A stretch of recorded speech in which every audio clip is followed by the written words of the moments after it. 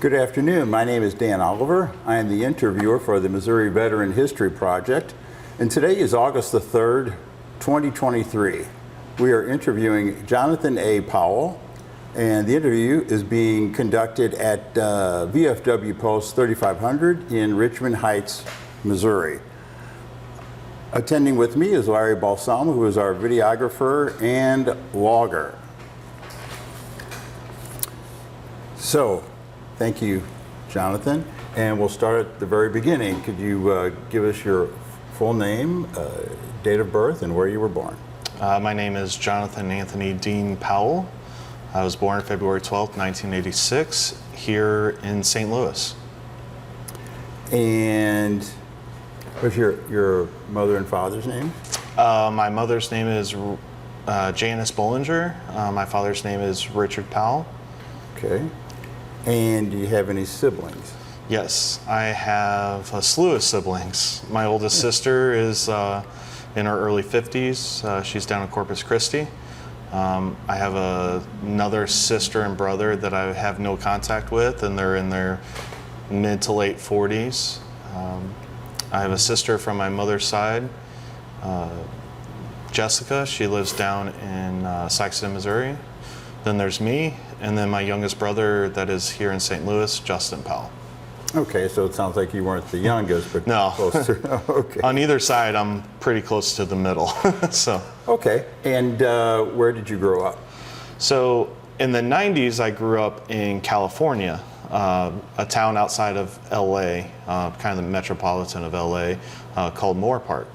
We moved out there in 91 for my dad. He had an electronics job, and his boss said, "Hey, let's go out here and try to cash in on the digital age." So we lived out there from 91 to December of 98. Okay, and you attended school there? Yes. I guess elementary. Elementary through 6th grade. Okay. And then in 98, we moved back to Missouri, out to a little farm town called Gerald, Missouri, on the edge of Franklin County. Mm-hmm. And so you were about 10 years old when you moved to Missouri? I was 13 when we moved back to Missouri. I attended the rest of middle school and high school in Owensville, Missouri, Gascony County R2 school district. So, yeah, graduated from there in 2005. Okay, and while you were in school, did you have any subjects you excelled in or that you particularly liked? And So, I was a little bit of a troublemaker in high school, when middle school, high school, most of my childhood. I did do sports for a while. I did the local traveling little baseball team. I did that through my freshman year. I played football for a season. I played soccer for a season. Most of my activities were focused around band. I played trumpet from the age from 6th grade until I graduated high school. I played trumpet. Great. And what was it like growing up in Gerald? Because it's small town America. Right? For me, it was a huge change. I went from the town that we lived out in California was 50, 60,000 people when we lived there, to a town of, I think they just hit 1,000 when we moved there. But we were 5 miles outside of town. So for us, for me being an adventurous kid, I'd had to ride my bike 5 miles to town before I could even do anything. So yeah, that was it was a big culture shock for a 13-year-old. Sure. And while you were in high school, you're getting your junior, senior year, and you've been a bandsman all this time. Mm-hmm. What were your thoughts about post-high school plans? So, I don't know. I didn't really have any post-high school plans. My idea was just making it to graduation and then figuring out after that. I did have aspirations to go into the military during high school, and there was the option of the split op program where you did your basic training during your junior to senior summer. But I kind of I was too wild, too rambunctious, never came through. Because they also told me that I would have to give up on doing band. So And you weren't. going into the senior year, Right. last chance, I couldn't make that jump just yet. Sure. With your music and band background, were you thinking about continuing that after high school in any way? I had no aspirations on continuing into a college program. I know we were asked to do like tryouts and stuff like that with Missouri SMS, Southern Missouri. Southwest Missouri Yeah, State. yeah. So they asked us. I know a couple of my friends did, but I never did. I figured after high school I'd never pick up a trumpet again. So the day of your graduation was at Owensville High School. Your parents probably asked you what your plans were. I think they were just surprised I made it to graduation.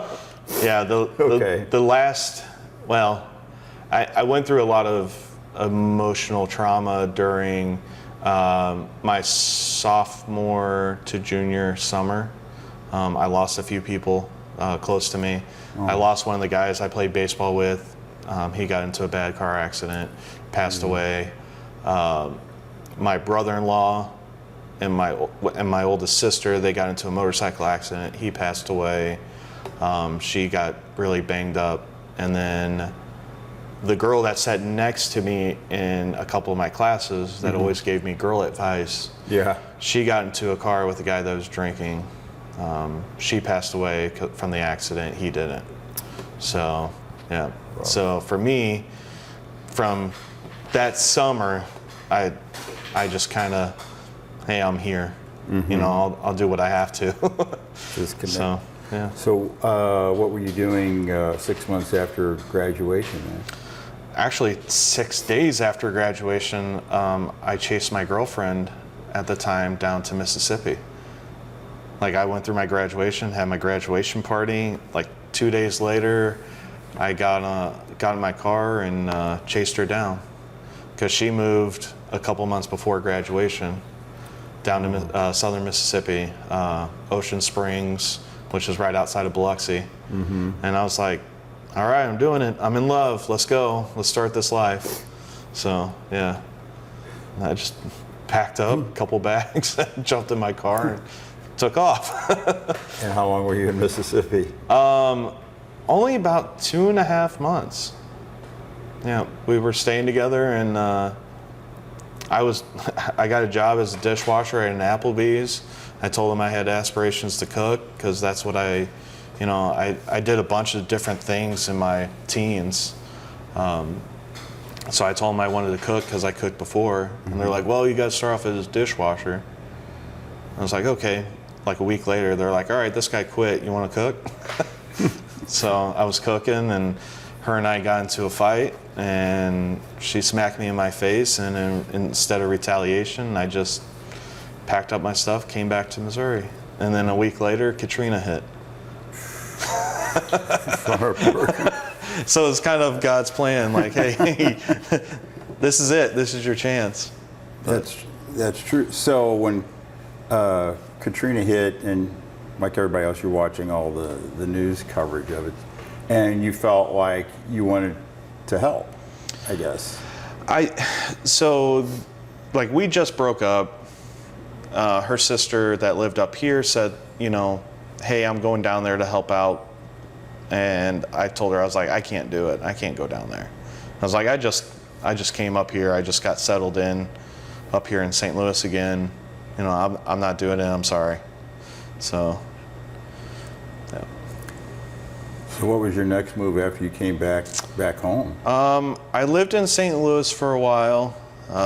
Stayed with one of my aunts. My cousin was about the same age as me. He was, I think, 2 years younger. So I just stayed with her so I could get my feet settled. That was out in St. Charles, St. Peter's area. Then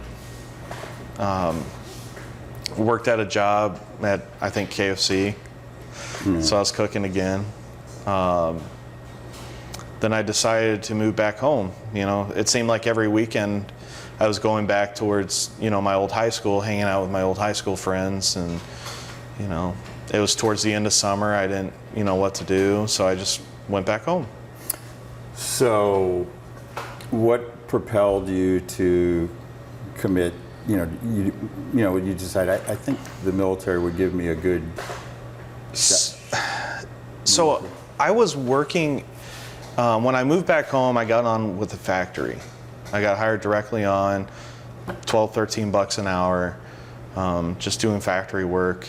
But it was 12-hour shifts. Mm-hmm. It was 3 days on, 2 days off, 3 days on, 2 days off. And at first they had me on day shift, and then they convinced me, hey, we'll give you an extra 50 cents an hour if you go to nights. I was going to work at 7 p.m., getting off work at 7 a.m. I was like, it's no life for a 19-year-old kid. I was like, I'm doing nothing.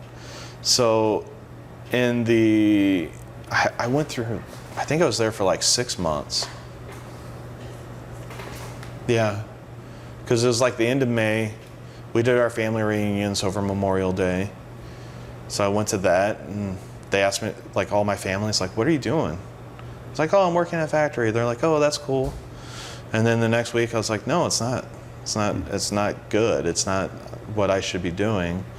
And I drove, since I was living down in the Gerald Owensville area, I drove up to Jeff City to the state headquarters off 50 and went right up to the guard shack. And I was like, hey, I'm here to get into the military. They're like, what? And that's where the state recruiter's office is up at Ike Skeleton. Mm-hmm. And I was like, I want in. They're like, okay, go up the hill, go to the gym. There'll be somebody there to meet you. And I talked to the recruiter for like 5 minutes. He's like, are you hungry? Do you need some food? I was like, I'm a 19-year-old kid. My metabolism's going 100 miles an hour, so yeah, I'll eat. We went to McDonald's. He bought me a burger, and he's like, so what do you want? I was like, I want in. He's like, why? I was like, well, my life's not going anywhere. 19 years old, and it's not going anywhere. So next weekend, he had me up there at MEPS retesting for the ASVAB. Mm-hmm. I did a little bit better than what I did in high school, because during high school they had us sitting in the gym and the whole class taking it.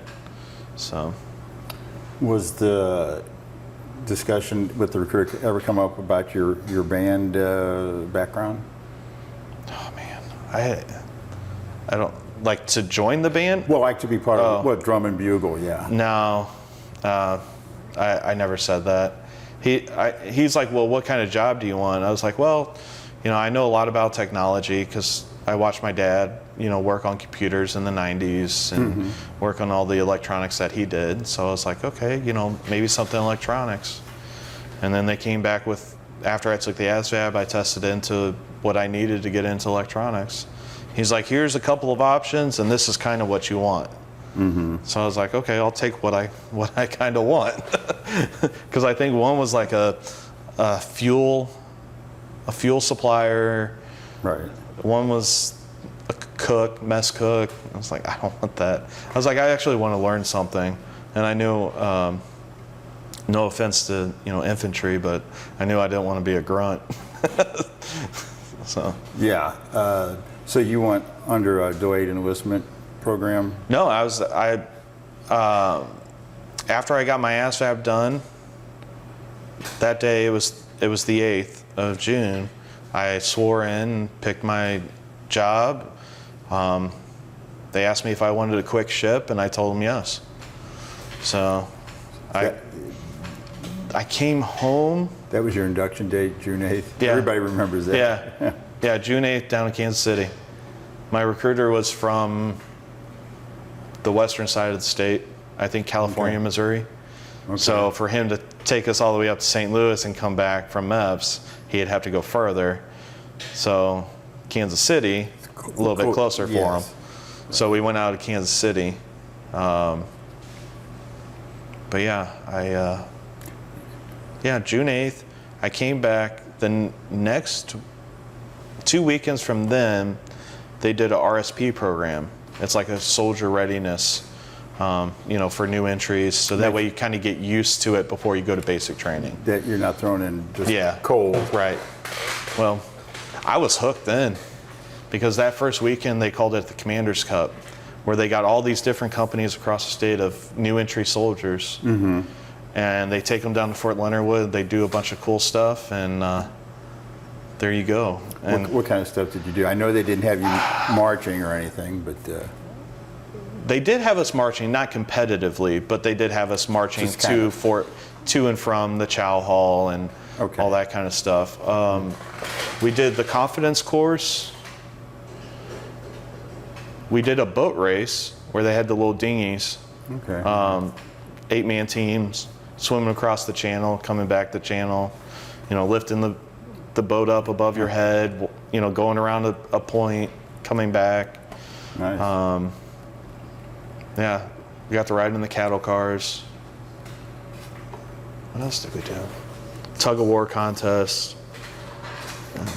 So through that definitely sealed the deal Oh, for yeah. you. Yeah, I was like, I'm done. Let's go. So now, were you signing up for a 4-year? So I did a 6-year contract with the Guard initially. So I signed on the 8th. I left 2 weeks later for that activity, the RSP weekend. Right. Then 2 weeks later, on the 4th of July, my parents dropped me off at Jeff City. 4th of July. 4th of July. How about yeah. Yeah. So my recruiter picked me up, took me up to MEPS. I signed in there that morning. They gave me my hotel room. It was downtown Kansas City.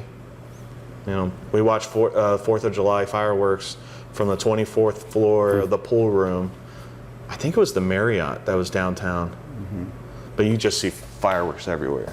Yeah. I mean, it's '06. The war's been going on for a few years. Right. So American patriotism is everywhere. It's still very high. Yeah, very high. So, yeah. And did you take basic at Fort Leonard Wood or a different location? So I did basic at Fort Jackson in South Carolina.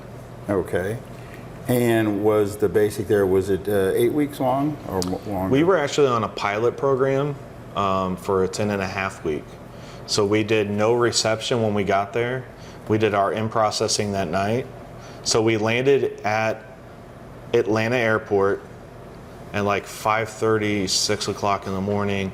We loaded a bus. They took us straight up there to Jackson. We got there like, I want to say it was like midnight, 1 o'clock in the morning, middle of the night. Next thing you know, drill sergeant's jumping on the bus, get your, Right. and we're all like, holy crap, we were like, some of us were sleeping. And we went into the room and they're like, all right, we're doing it in process. And we're like, wait, we don't get to sleep? So we did it in processing until like 3 o'clock in the morning. We turned in all our paperwork. We started getting medical evaluations. We started getting shots. At like 6 o'clock in the morning, we're finally done. And they throw us in racks. They're like, all right, you got 2 hours because the defect closes at 8:30. So they woke us up at like 7:45. They're like, all right. Then once we got through breakfast, we started packing out. We started getting our loads. Started getting all our uniforms, our boots tailored, Your duffel bag to put the duffel everything. bag, yeah, the PT outfits, all that stuff. And then by after lunchtime, we were walking into our basic training barracks. When did you get your free haircut? Was that night or next morning? I think it was probably? the next morning. Yeah, when the barbers come Because in. well, we actually went to the shopette for our haircuts. So Really? so where we went, I can't remember my basic training company. I know my AIT company. I just can't remember my basic one. But there was a shopette like 2 blocks away. They marched us. Everybody's out of step. We're getting screamed at the whole time. Stand against the wall. And it was a small shopette, probably size of this. And it had like a little barber's corner in there with like 6 guys. Now, were you in uniform or still rainbows, as we used to call it? Still in civvies or? No, they had us in our uniforms already. Okay. Yeah, we had boots and whole 9 yards. Boots to blouses. So yeah. First 24 hours were pretty. Oh, hectic. Yeah. I got yelled at my first 5 minutes of being on the basic training, like barracks, because they were like, oh, we need volunteers to move, stuff off the bus, because, there's 100 bags. And then next thing you know, I was like unloading crap, and my whole platoon left. I was like, where's everybody? So I finally made it, getting the whole knife hand to the face, where you been, blah, blah, blah. And I was like, I was unloading stuff. And apparently I was unloading stuff with the other platoon. Not your platoon. Not my platoon. So yeah, and then they're like, all right, well, here's the last open bunk out of 60-man room. This is the last one, here you go. Oh boy. Yeah. So I guess you're in cinder block facilities as far as the training, building. Yeah, they were on pedestals, so you had the drill floors underneath, and 2 stories of bays. Okay. Yeah. And so the first, how did you find the PT side of base? Was it challenging or not too much since you did play sports? The biggest thing was running. It's always been, that's been my Achilles heel my whole military career, has always been the running. Because when I was in sports, to make the baseball team, you had to run a sub 7-minute mile. So I mean, you're not screaming, right? But you're cooking with grease, right? So I mean, and my best one was a sub 6-minute. I would get to about 550 was my best, but my average was about 6:10 for a 1 mile. Well, in the Army, guess what? You're not running 1 mile anymore. You're running 2, and it was always that second mile that killed me. So the PT on the push-ups, the sit-ups, I was a $165 when I went in. At 5'8", I've always been kind of a stocky kind of guy. Right. So push-ups, no problem. Sit-ups, no problem. Just that running, Sure. Big old fat thighs. Now I got tree trunks. Now at that time, I know some of the branches tried to integrate. Was your platoon? Did you train with females or no? We did have. So there was 4 platoons total, but one of the platoons had one of the bays was designated for females. So we had about 10 females in our platoon, and they were split up between the squads. Okay. So when you did the confidence course, they did everything you did. Yeah. So I ended up getting squad leader after our first PT test. Really? Yeah. So I was dumb. I volunteered for everything. You must have impressed them to say you're... I guess. I don't know. I was dumb. I was volunteering for everything though, in which later found out don't be the person they look at for everything. Don't be the bad person. Be that guy in the middle. Kind of in the middle, yeah. Yeah. So that way you're not put in all these situations. So they put me as squad leader, and it was very, very challenging. I'm a 19-year-old kid. Well, 20, I think. Yeah, 20-year-old kid getting thrust into a squad leader position. Even in basic training, it's like, I worried about myself for 20 years. Sure. And now it's like, now I got to worry about, 12 other people. So, yeah. One of the females that was in my squad, she was like over 6 foot, like 6'3", 6'4". She was tall, she was lanky. Wow. And one of the things was we were like out in the field, we were reacting to fire, stuff like that. Then she got injured, so we had to do our 9-line on her. And then it's like, all right, well, we're starting to come under fire again, so we got to evacuate the area. And it's just like, picked her up, threw her over my shoulder, and started running with her. And her feet were almost touching the ground. I mean, I'm not a tall guy. I'm 5'8", 5'9" on a good day. Yeah, because in that situation, you don't really have a stretcher or anything to buddy up with. Well, they were trying to be like, come on, buddy carry. And I was like, no, we got to go. We're under fire. We got to move to the next objective. It's like, yeah. And how did you find the weapons training? I loved it. Those were some of the times I volunteered the most for it. Ammo detail on American weapons, You know, hey, we got an extra case of Mark 19. You want to send it? Oh, hey, we got 3 belts of 50 left. You want to send it? Of course I do. What kid in today's society, Right. well, maybe not today, back then's society, doesn't want to send, you know, Yeah. 200 rounds downrange out of 50 cal? So now at that time, were you trained on M16s or M14s? We had 16 A2s. So, Okay. yeah. It wasn't until later that they started. I think one of my friends in the military, he went in a couple years after me, and I want to say they switched over to M4s whenever he went through. He went through like 3 or 4 years later. So, Okay. yeah. And did you get to do grenade launcher or? Yeah, the Mark 19. Doop, doop, doop, doop, doop, doop, doop. Where- Yeah. Oh, the 203? Yeah. Yeah, we you did do the pump and yeah. Yeah, we did a couple of those. Yeah, that was fun. I always volunteered. I didn't. So when they did the AT4, the rocket launcher, they did it for the best PT scores, and they did like top female, top male, and I wasn't anywhere close to that. My 2 mile was like at a 14-minute 2 mile. We had a couple speed demons that were, you know, sub 13-minute 2 miles. So Yeah. I was like, damn, that would have been fun. So you were squad leader to the completion of basic? So I got fired a week and a half before the end of basic. So we were getting to the point in our basic training to where the drill sergeants were trusting us, trusting the leadership, because we took care of issues. You know, the drill sergeants can't put your hands on them.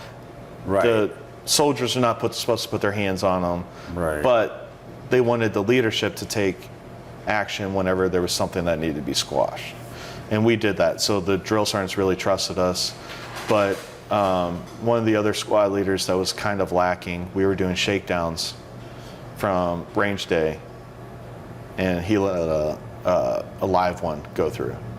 Somebody walked through with the live brass. Oh boy. Yeah, into the barracks. Yeah. So we all got fired. He got reprimanded. All the squad leaders got All the fired. squad leaders, the platoon sergeant, all got fired.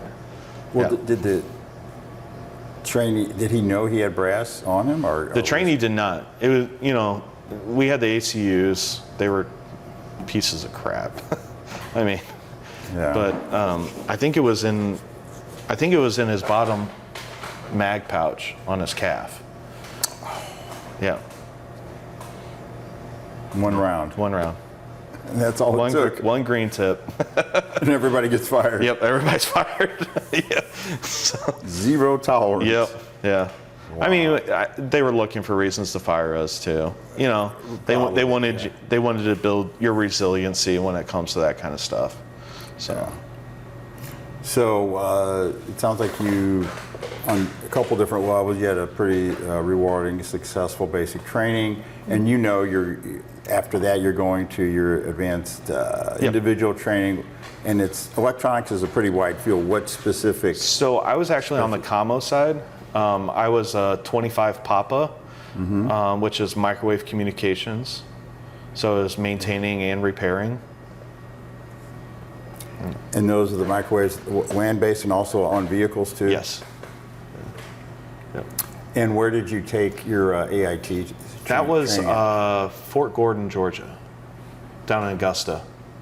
So, whole different world. How yeah, when you go to AIT, the pressure is a little bit off. You've got a little bit more. A little bit. We still had drill sergeants when we were at AIT. Really? Yep. We had brown rounds in charge of us. So you still had to fall out in the morning, formation, PT. march to Chow Hall.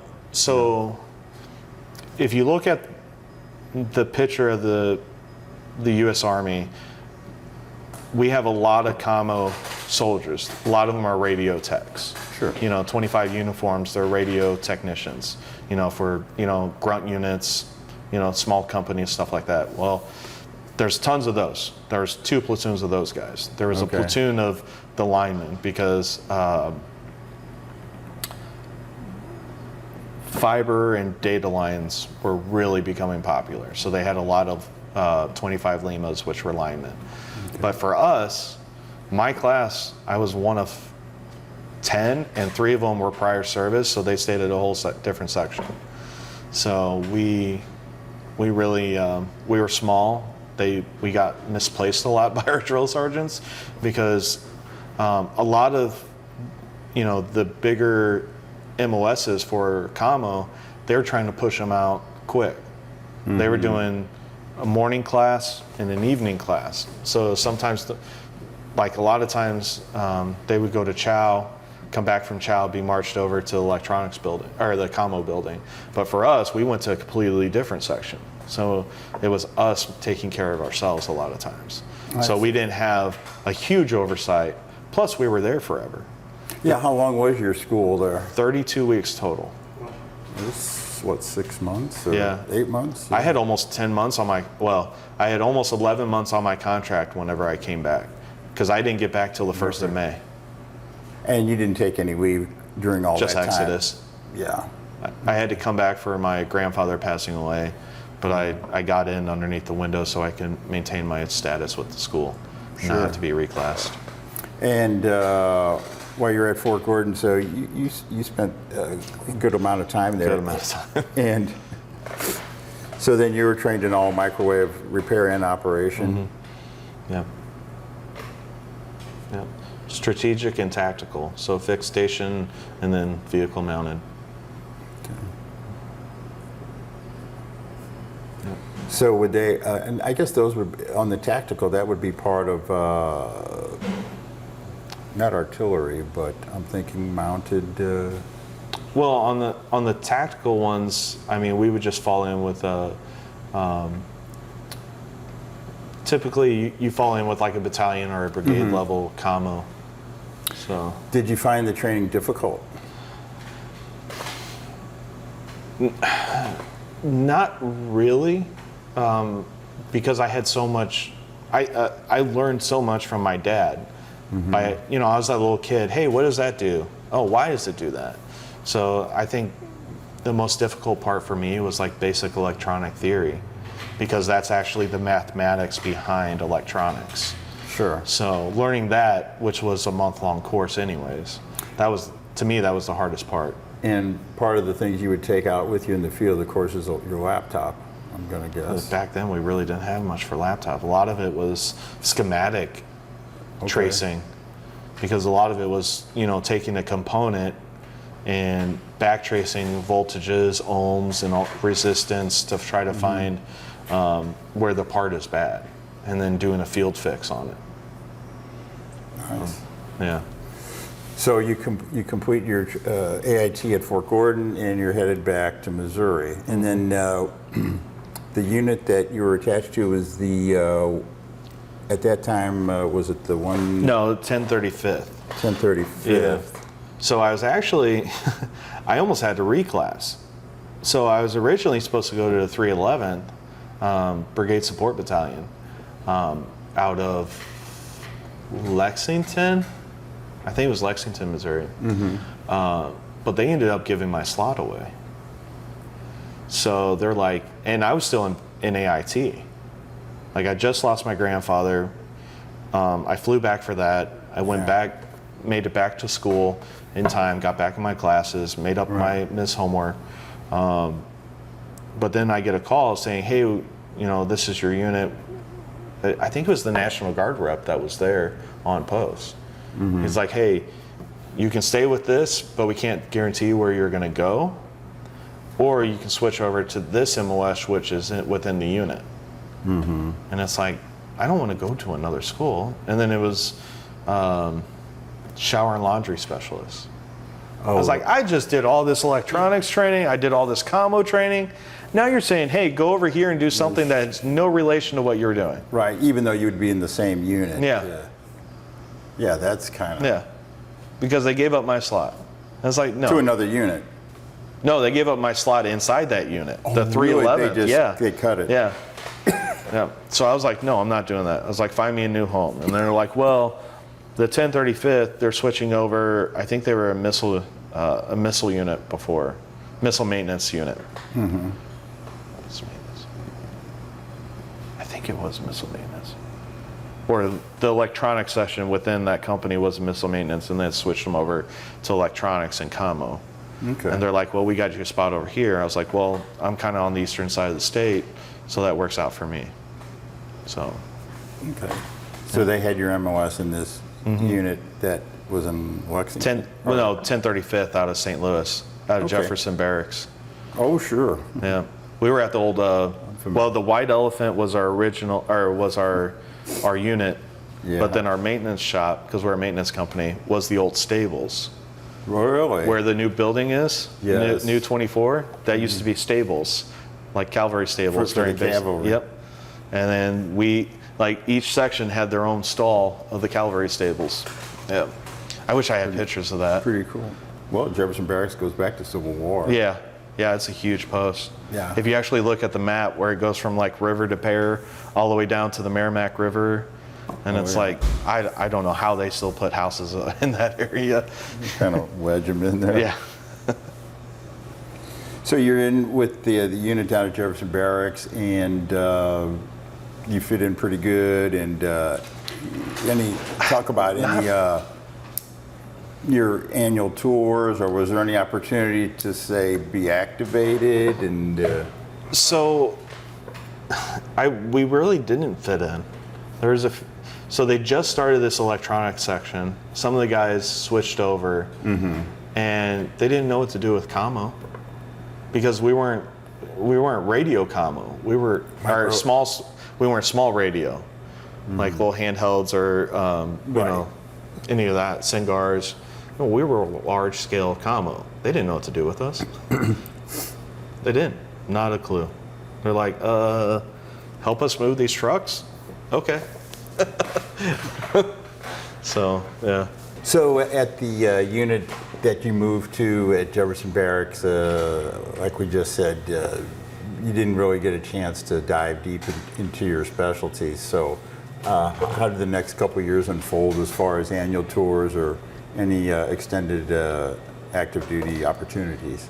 So, I want to say right after I got back, we really didn't have much. I think I came back and they were doing a annual training, but they didn't let me go because I just did all that active duty time with school. So the next 12 months was just getting accustomed to being back, being this part-time soldier, 1 week in a month, 2 weeks in the summer, trying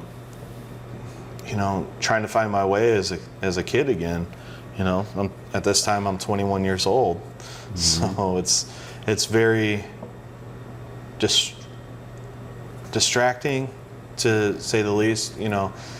Getting back those friendships that you've had to put on hold for a year because you just went to all this training, plus developing new friendships within your company.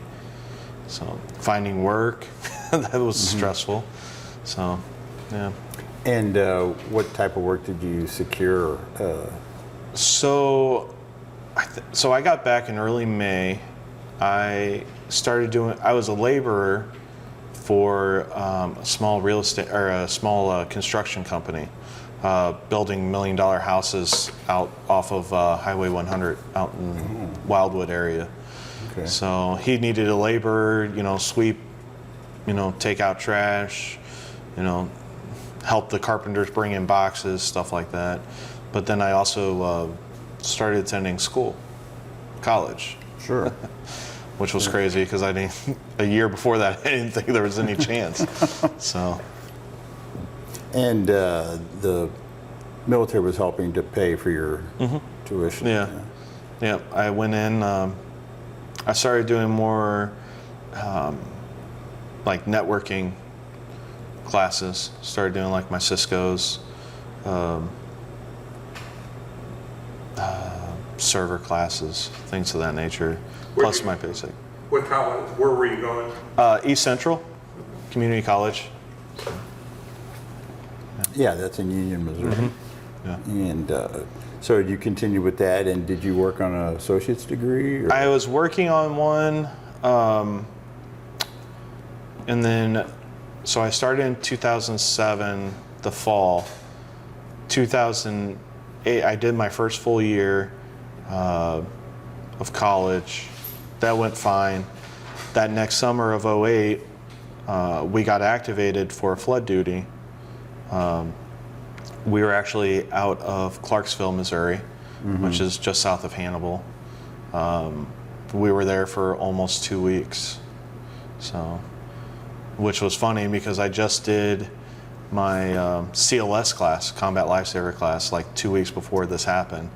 You know, they were looking for volunteers, and hey, I'll go the 2-week class, get paid for it. Sure. So yeah, and then as soon as I got there, like, all right, who are my CLSs? Here's a bag. If we need you, we'll call you.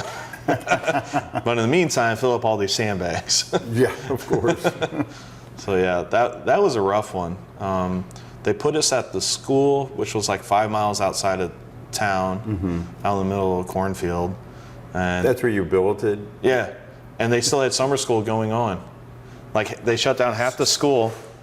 So they put you, wait a minute, they put you in tents? No, Or you in were- the classrooms. In the empty classrooms? Yeah. Okay. Yeah, so they consolidated the classrooms to the kids doing summer school over here as elementary school, and then the soldiers on this side. So you brought your own cots and everything, Yeah, of course. cots, everything. We had 20. Well, I was in the E form below barracks, or Right, house. I think we had like 20 soldiers in a classroom. That might have been kind of exciting for the kids and teachers there. They had lunch next to us. They really liked it. Sure. The school made us lunches during the day. Really? Yeah, so it was like the old square pizza that you get from the school. Yeah. We got that a few times. So- I think that's the last time I've had it too. So you felt like you were back in school yeah. a little bit. Well, I mean, the chairs. You kind of, it's not made for these big You got guys. cheeks on the other side of the chair. So, yeah. So, and then throughout, you assisted with the flood. So that's, let's see, SED, state emergency duty. So, Yeah. We did that for 2.5 weeks, or sorry, 2 weeks. Yeah, we were filling sandbags every day, I know where I was for the sandbagging, we were on top of the hill, the bluff heading north out of town. And there were just truckloads of sand getting dropped off every day. And we had civilians, we had soldiers up there. We had, the ladder with the cone yeah. underneath. And it's like one person's holding it, the bag, somebody's scooping, The sand. Yep. And then tying it off. yeah, tying it off, throwing it on a pallet so they could take it down the hill. So, yeah. Probably did your share of Oh, 500 or 600. everything. Yeah, I was with since I was CLS, they put me with one of the E6s that had a truck, or one of the cut V's. So that way, if something happened, I could react. Sure. So there's a couple times. One of the ones that I ended up having to go give an IV to was the guy that was in the class with me. The guy that sat next to me in the class. Hey, when it's hot, make sure you're drinking fluids, blah, blah, blah. You don't want to have to give somebody an IV, saline to help, Right. bring them back. Next thing you know, here he is. And that's what happened to him. That's what happened. He He passed got out. dehydrated, passed out, turned white, like pale white. Yep. Had to give him an IV. So that was your first live given IV and tying. Well, outside of class. Yeah. Yeah, we did it inside of class. So, yeah. So no problem. That's Yeah. that's good. It was funny.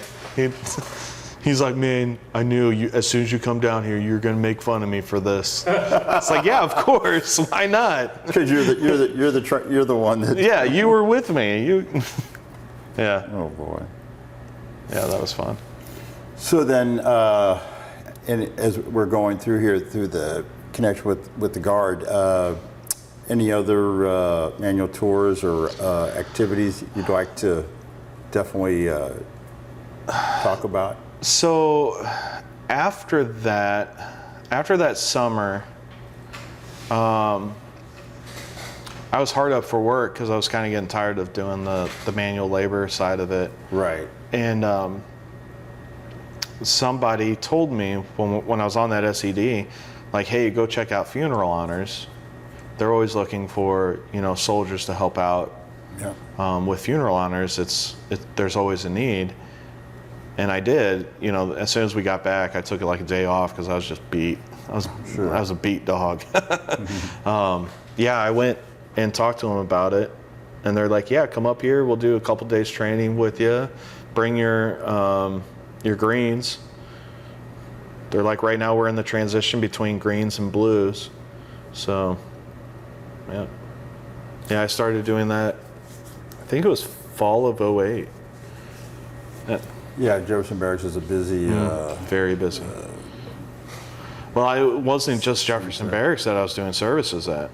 I was doing services as far out as Herman, Missouri. We would just go out there for a single service and come back. So, Yeah, because you would go to private cemeteries too. yeah. And since I'm from that area, they always had me drive everywhere because I knew, I knew the landscape really well. How that was that pretty a different type. In other words, did you have much interaction? You could see how the families, react Yeah. to it, and I'm sure they're very appreciative. I loved it. I loved doing it. It to me, it's in my military career, that's one of the biggest honors I've ever done. That's probably one of the biggest honors I'll ever do. I'm getting close towards the end on mine.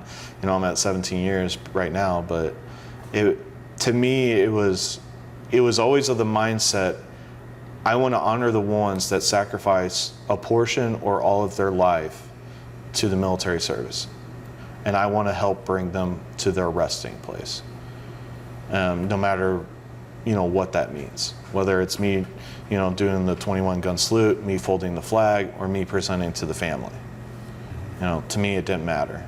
That was an honor to me. And I've seen really high highs on, families and love and support. And then I've seen it to where, homeless veterans, that have nobody at their service. We're presenting a flag to a funeral home that decided to help out this homeless veteran, giving them a proper burial. So, yeah.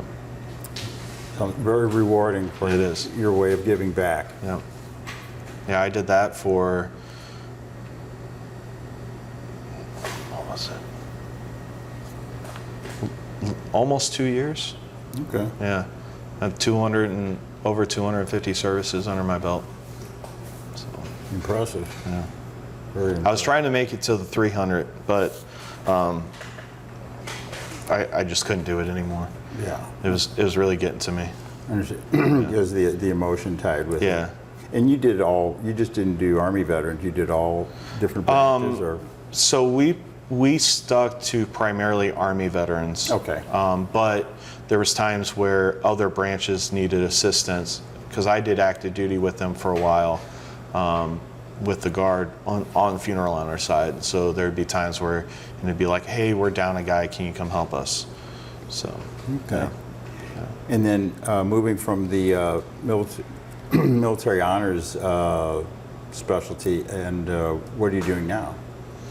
Well, right now I am actually a general contractor. So I kind of bounced around on the job front. I did a little bit of everything. When I moved to St. Louis, into St. Louis, I was jumping around from, an office clerk to I worked in a warehouse for a little bit. I worked at a Kmart for a little bit before they all shut down. And then we got called up for the Ferguson riots. Your unit did? Yeah. So since we just moved from Jefferson Barracks in 2014. We moved up to Lambert, on the south side of Lambert against 70. Sure. And we literally just moved up there, then the riots happened. The initial action happened, and then they called us in for. They called us in as additional support because I think we had almost 2,000 soldiers on ground during the indictment reading. So, yeah. And that was several weeks of duty that you were. So the initial hit was a couple days before Thanksgiving. They called us in that night. We showed up the next morning. There was threats of shutting down power stations and hospitals because they were, looking for justice for their actions. Yeah. And they ended up putting us on hospitals. So we went.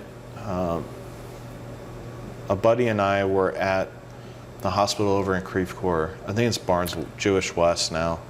Okay. We were over there for a week and a half, I want to say. And then whenever they recalled us from that, they asked, hey, is anybody from the St. Louis area that knows a lot about St. Louis that would be willing to stay on afterwards to give additional support? Mm-hmm. And I volunteered because I wasn't doing anything, important job-wise. Right.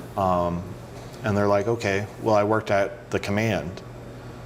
And I worked, I helped them with logistics.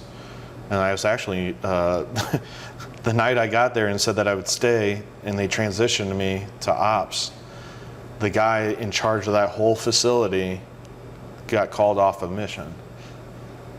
So he's like, here, you have to sign for this entire aircraft wing that all these soldiers are sleeping in, which is where they used to store the F-16s. Yes. Before yeah. they moved them out to Whiteman. Yeah, the hangars. Yeah. Right. We had, that whole hangar was full. There was troops cot to cot, little walkways going through. And so you're responsible for doing that whole building. The accounting Yeah. of everybody and Well, the accounting of the building. I mean the personnel that were Yeah. there. Yeah. So, yeah. And so kind of a Yeah. tense time, Yeah. but sounds like everything went. It did. Went it, well. it went really well.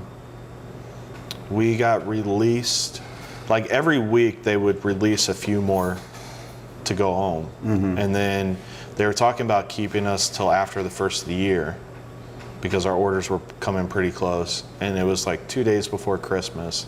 Like we are prepared that we're doing Christmas here. Right. Like lockdown on the post because of what's going on. I think we went to Walmart and we grabbed some lights and we made like a little zigzag Christmas tree on the wall with Christmas lights. Like, we're hunkering in. And then Sure. I think it was either the day before Christmas or 2 days before Christmas we got released.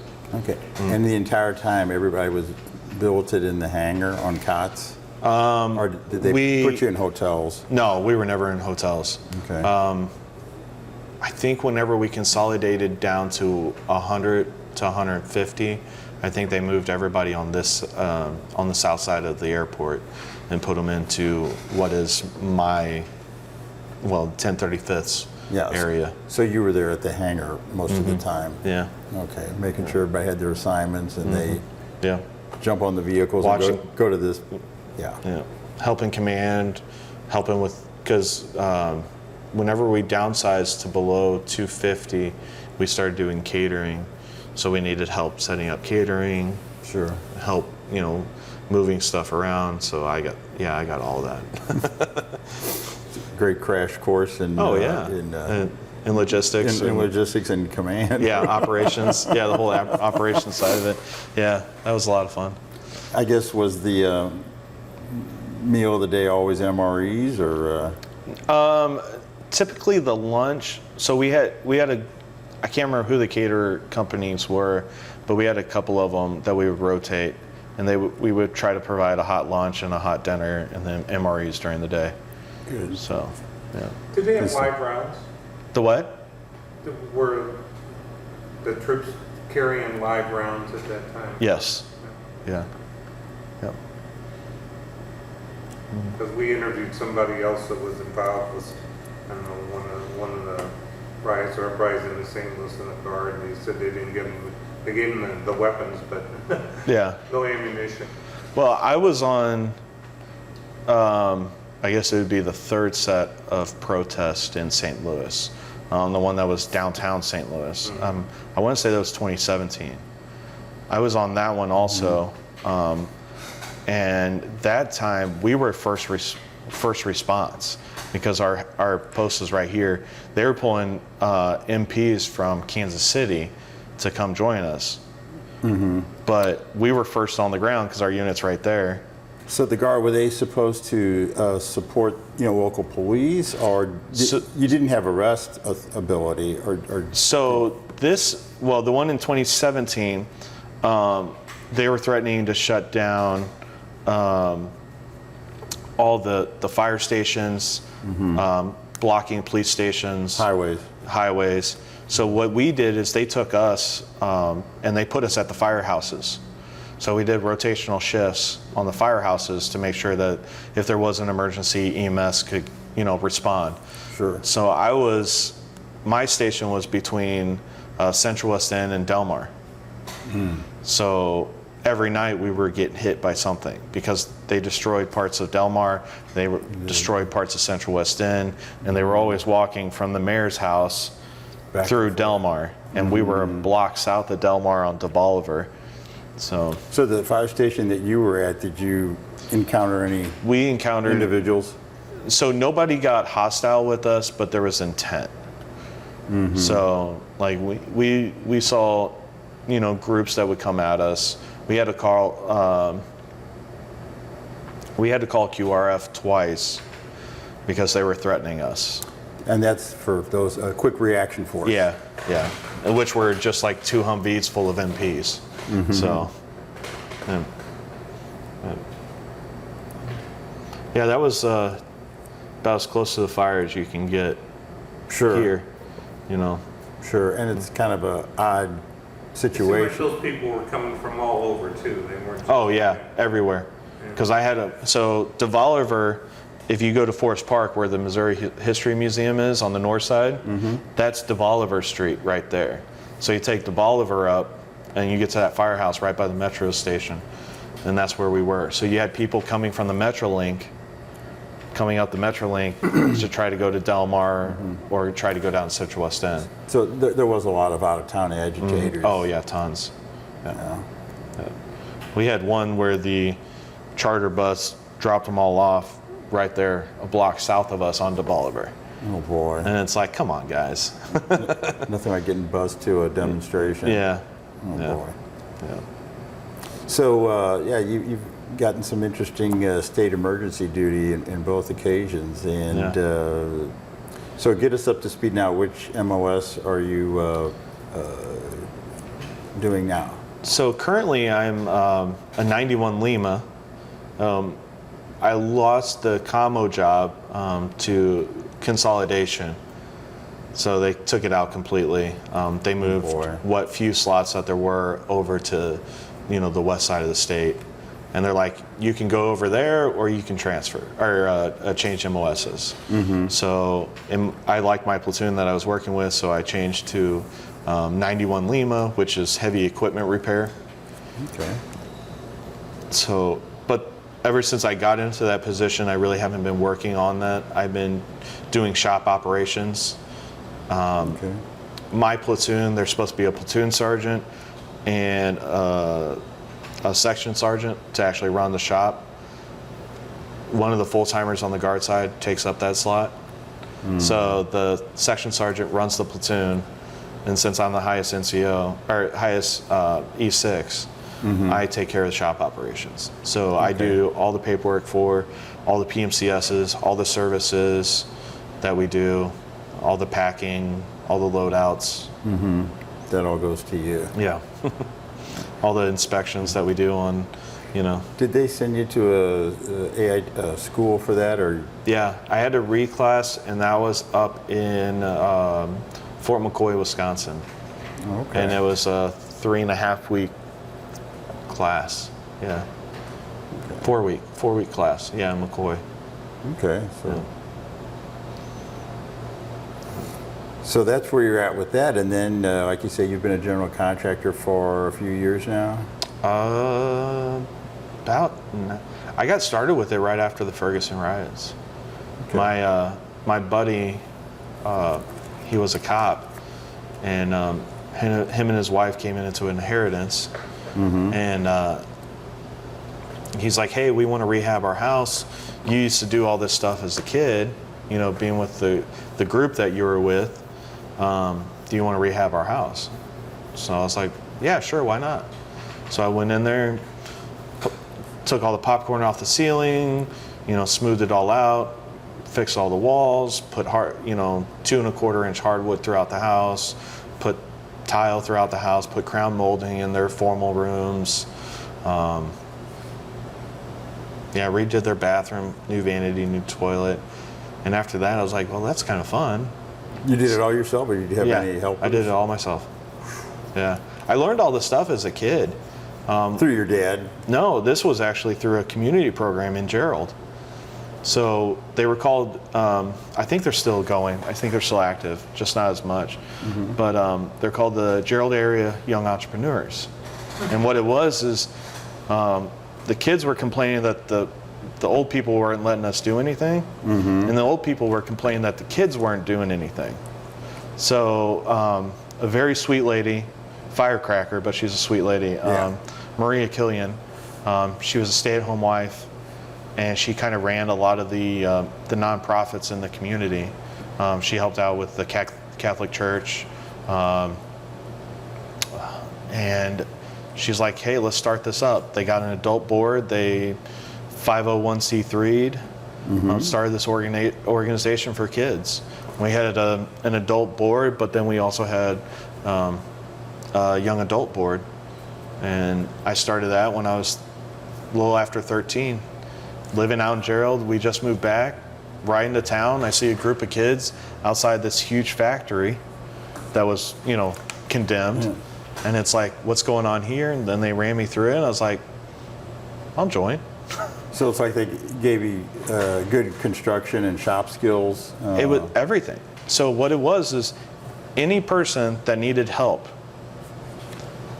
could come to this organization and be like, hey, I have this opportunity. Is there any kids that either want to learn or know how to do this and further themselves?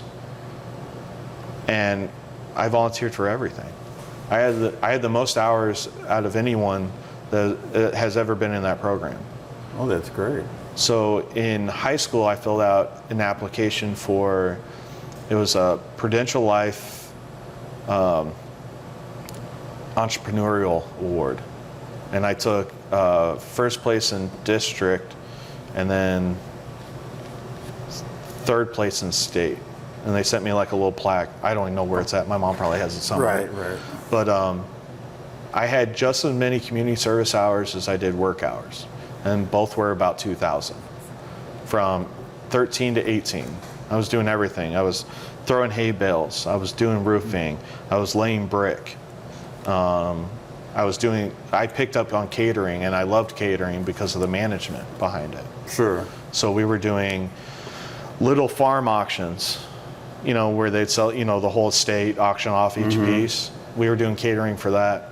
But then we also had a couple clients.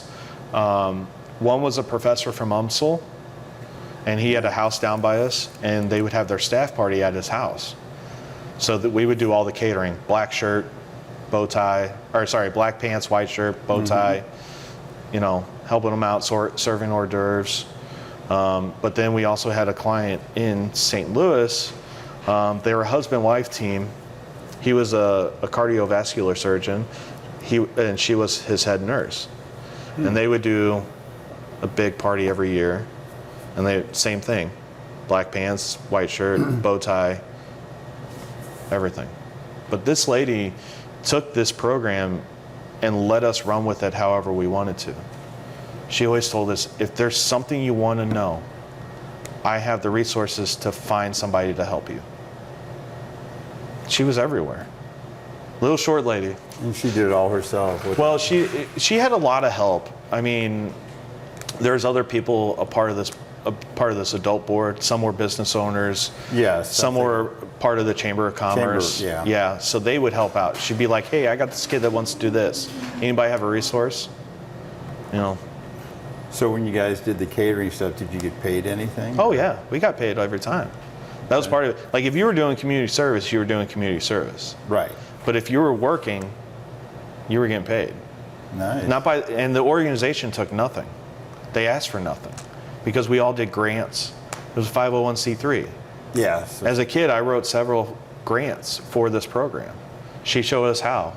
Like, hey, you got to do this, you got to do this, you got to do this. Here you go. Here's a grant. Pushed it up. Got approved. Now we have some money. We ran a resale shop for a while. Then we turned it. We got done with the resale shop, and we turned it over to the food pantry and let them have full control of it.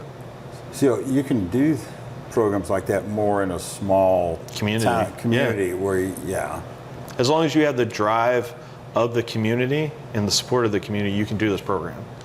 Like, we would help out. One of our board members was a part of the bank. She was pretty close to vice president of something within the bank, and their bank helped out at the county fair. So they buy season passes for the county fair in Owensville and be like, if you help us for this 4-hour window, serve sodas, which is our time block to serve sodas, you can have the rest of this season pass to the fair.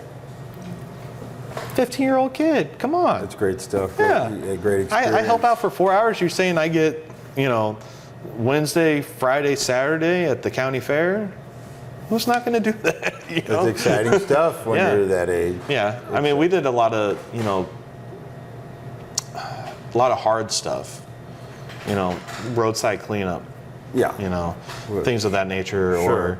Or, I always helped out. I tried to do at least 10 years a year in front of the grocery store doing bell ringing.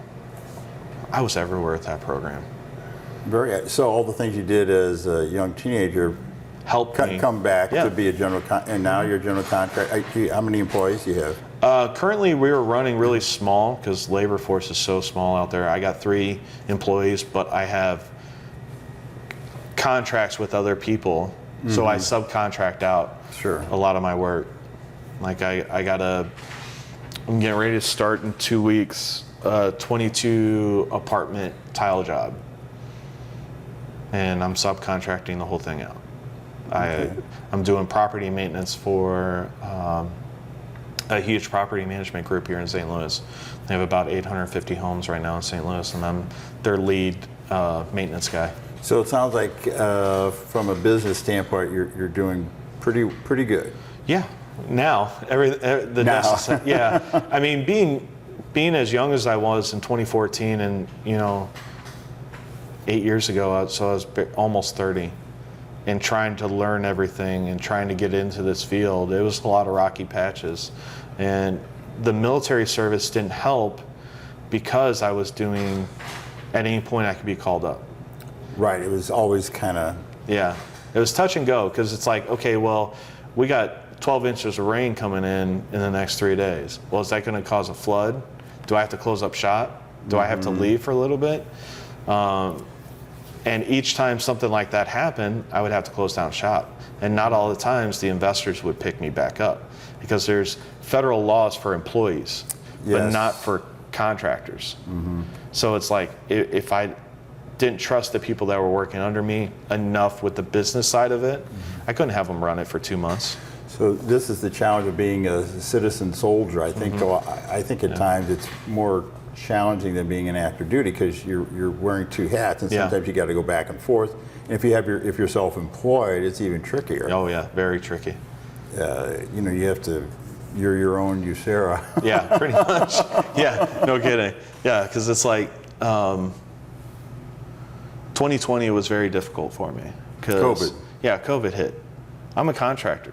We're considered essential, but I had to turn down a contract at the last minute because we were hearing rumblings of being called up for duty. And it's like, if there's rumblings, that means it's just hours or a couple days before they actually pull the trigger and call us up. Right. And where's your unit called up yes. right now? Really? Was it just, I knew the medical units were, and that makes sense. The medical units were, but we were also. So we got called, our first call, which I declined the first call because it was voluntary. Because at the point I was finishing up like a $40,000 contract and I didn't want to walk away from it. It's a lot of money. And I was days away from finishing it. So I think that was around the 15th, 16th of April. And then I got out of it for another week. And they're like, all right, this is second volunteer call. It's like, well, I finished the house. Right. I'm good. I can jump on.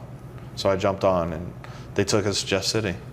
I was at the state capitol. Since I was at East 6, we were really leadership light. So the East 6s were in charge of distribution of soldiers. So at every state building in Jeff City, we had soldiers stationed. They were doing temperature screenings, questionnaires for everything, from the Missouri State Congress building all the way down to Department of Conservation even. We had 15 different sites.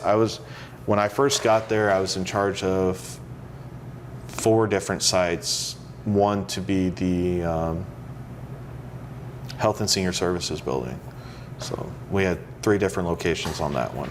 Okay. A lot of interaction with the public. For my soldiers, yes. But I was on the leadership side, so I'd drop them off. We would go to sit at meetings. We would talk during the day, swap them out at lunchtime, and then pick them up at dinner time. So. Yeah, for all these, the SED duty, you get a lot of good management and command. It seems like every time I get called up for something, it's management. Yeah. So, which brings me to the point where I know you've brought some things from your military service. Sure. And I believe probably some of those are connected to the state emergency duty that you've done. State emergency duty wise, well, or really any of the. So on these, so this is a letter from a 2-star general. His father passed, and he did a service for his father down in Arnold, and actually I got his coin too. Wonderful. Yeah, 2-star general. His father passed. He was a World War II veteran. We did a full service. It was one of the most bone-chilling ones. They did a 4 Apache flyover. Oh wow! And you know where the water tower is in Arnold? How it sits on top of that hill? Sure. The cemetery's just to the east of there. So it's up on a hill. And you have a 4 flight of Apache helicopters doing a flyover. And it just bone chilling up and down you. This one here, these 2 pictures in this letter were actually from a World War II. Oh, sorry. This was from, or not World War II, this was a Medal of Honor ceremony for somebody that passed away. And they let us do the Honor Guard service for it. And they actually sent a letter from Department of Veterans. Or no, yeah. That's great stuff. Yeah, so, yeah. Yeah, you could hold it up. Oh, sorry.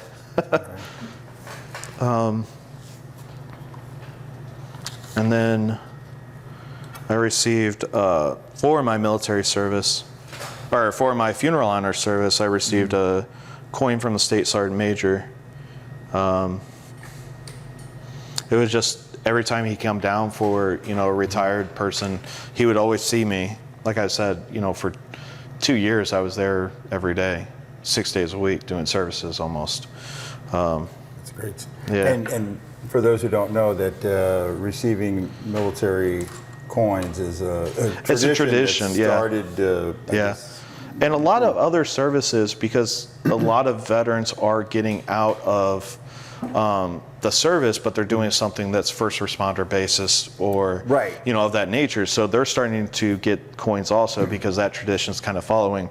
Because like some of these are from, I got one here from the Federal Reserve. Yeah, we did a 4th of July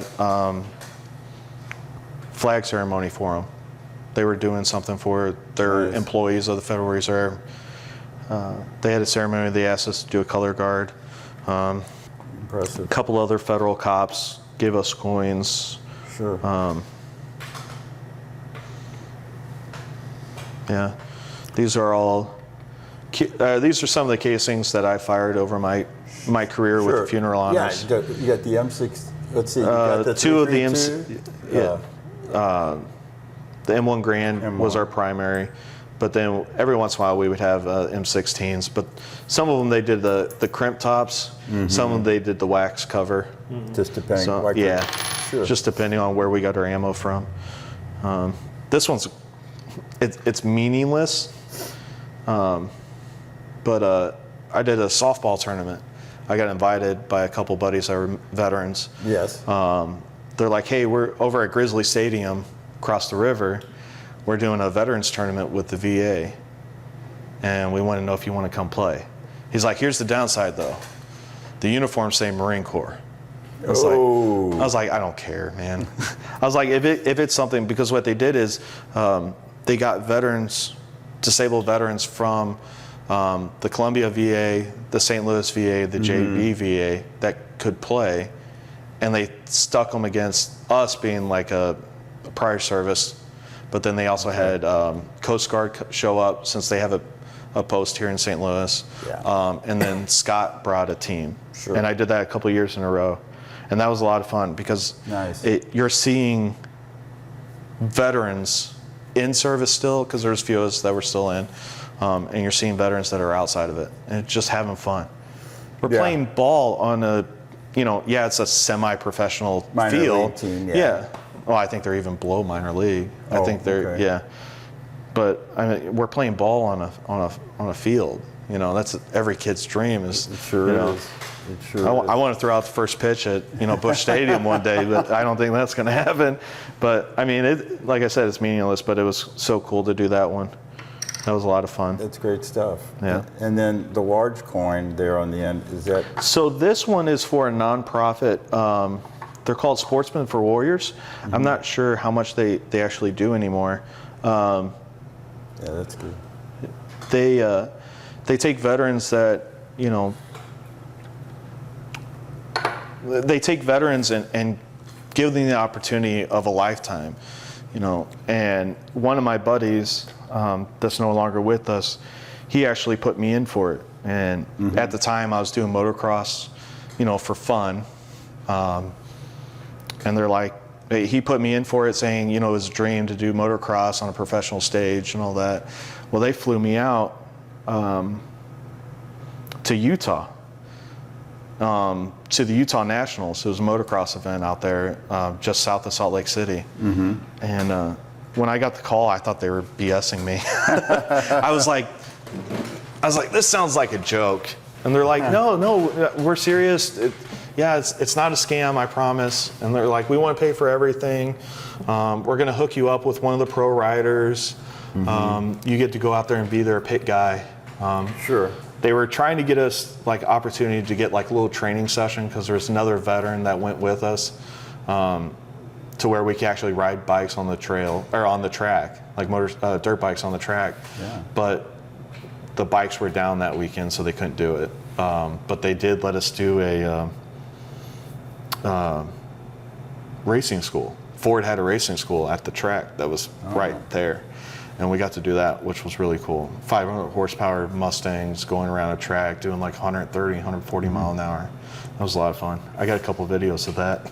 That's great. And as the classic citizen soldier, you're still active guard, serving with the unit at near Jefferson Barracks. Yep. Full self-employed general contractor, and we also know that you and a fellow guardsman have your own podcast. Yeah. Your own podcast you've done for a while, and the reason you started the podcast, tell us what it's about. So the podcast is called Tactically Repaired. I came up with it a couple months ago, actually. I was up in Wisconsin doing a school for my leadership, so I can get my E7, potentially. But I was thinking there, I was like, man, we should do a podcast. We as veterans love the story of, kicking in the door, getting the bad guy, arresting them, taking them to justice, all that kind of stuff. Or, sending rounds down range, out of a Humvee doing 60 miles an hour on, in the middle of Afghanistan after bad guys or something like that. But in all reality, how many veterans are out there that are just regular veterans? You know, I'm a support veteran. You know, I'm not a combat MOS. I supported one of my active duty tours here in the States was with an MP company. I was their commo NCO. And it's like, those are combat MOSs. You know, but I'm a support element. I know that. I'm okay with that. I got a lot of stuff on that table that says I've had a very successful military career. And I think a lot of those people get missed. Like you guys in your mission, it's almost the same side. You know, that we want to hear stories too. We want to hear stories, and we want to talk to people that talk to veterans. We want to, you know, get information out. I got a nephew that just passed his ASVAB test, and he just signed up for 11 Bravo, and he goes to basic training in 2.5 weeks. So it's like, you know, I've always tried to give him advice because he's expressed to me for a long time he's wanted to do military service. And I've always tried to project, you know, good stuff to him. You know, hey, look for this in your contract. If you don't like this, make sure you don't sign it. Or, hey, you think I'm yelling at you about, you know, putting dishes in the sink. You know, it's 10 times worse when you get to basic training. So, but there's also a lot of veterans out there that struggle with mental issues. You know, I've struggled with mental issues. That's why I had to give up funeral honors. I was having night terrors. Because, like you said earlier, that's a pretty emotional duty. You know, you're helping lay a fellow veteran at rest. They have, you know, family, and it's a different kind of stress. Yeah. So we want to give the opportunity for those veterans, for those people that support veterans, you know, family members, you know, loved ones. Like, hey, it's okay to be different. It's okay to be support. But for us, it's also okay to talk about your issues, and we want to be the outlet. If we save, I've always said this, and I will always say this until the day I die. If I save one veteran from taking his own life by just giving him 30 seconds of advice, I will do that for the rest of my life. And I stand behind that. That's why my show is called Tactically Repaired. Because a lot of veterans are not fixed in a psychologist's chair. They're fixed in the middle of the field, in the middle of the moment. We're always taught, you know, suck it up. You know, drink water, drive on, take some ibuprofen. That is a tactical repair in the field. And we can't survive like that forever. Eventually it catches up. So our podcast is all about, you know, trying to help that veteran out, giving them an outlet. And how many podcasts have you conducted? So we are just about to film our third one. We had a snafu. The buddy that's doing the podcast with me, we did our first episode. It went great. I went to a business trip. I came back. We got on our bikes as soon as I got back, and we went out riding. And when we were out riding, he messed up and crashed.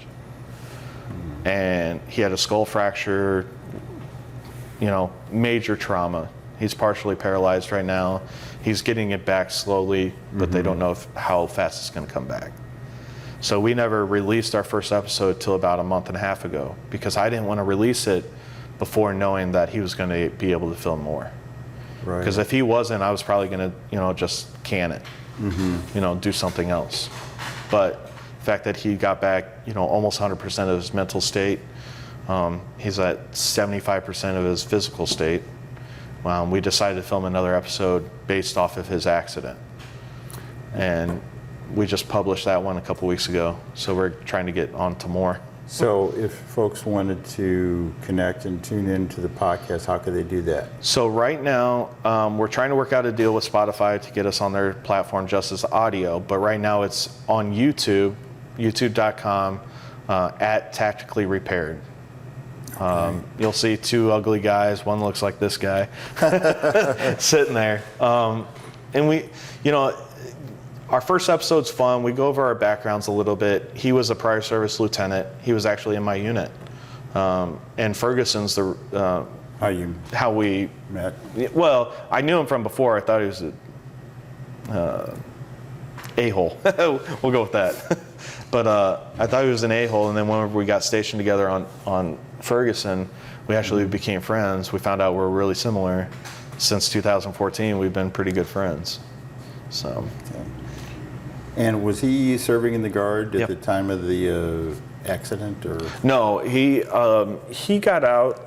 I want to say it was 21. He got out. 20 or 21. He got out. Yep. Okay. So your partner does the prognosis look good for recovery?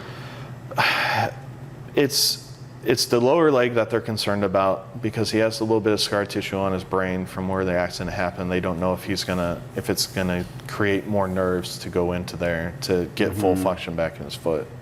But at first it was looking grim because it was whole left side. But now he has full range in his left hand. He can walk with a cane. It's tough, but he's getting better each time. So Okay. yeah. That's encouraging to hear. Yeah. So, and then also too, that's, us doing that second episode for him was just as emotional as it was for me because I was with him during his accident. I held his head together till the paramedics got there. He went down. I got there. I wouldn't say blackout, but like, full combat medic kind of situation. Mode. Yeah. Just, hey, what's going on? Where's the injury? What's the injury? Where's it bleeding? Can you feel anything? Stuff like that. What's your blood pressure? I thought he was dead whenever I found him. I thought he was gone. He was on his stomach and he was just moaning. He was like, and I was like, holy shit. Yeah. So, yep. But he is recovering. Yeah, he is recovering. That's the great part. Yeah, he's doing great. So with that, I've covered just about everything I've covered, Sure. needed to. And so, Jonathan, is there any one last thing you'd like to mention to say about what you've gotten out of your service in the Army, National Guard, and some of the experiences that it has afforded you? I'll never say that I'm a perfect soldier, but I've always given 110% to being the best leader, the best NCO, the best soldier that I can be. I'm thankful for the opportunity. I know a lot of people leave military service and they regret going in. I will never regret going in. I don't care how dark the missions get or whatever, I will never regret it. I've been in 17 years so far, 17 years and counting. I would like to stay in another 13. I don't know if that's going to be possible, but I would like to. I'm only 37 years old, but I will never regret anything I've done. I mean, this table right here, these two tables, is a small chunk of the stuff that I'm proud of for doing in the military. Jonathan Powell, thank you for taking you. time out and being part of the Missouri Veterans History Project. Thanks a lot. sir. Yeah.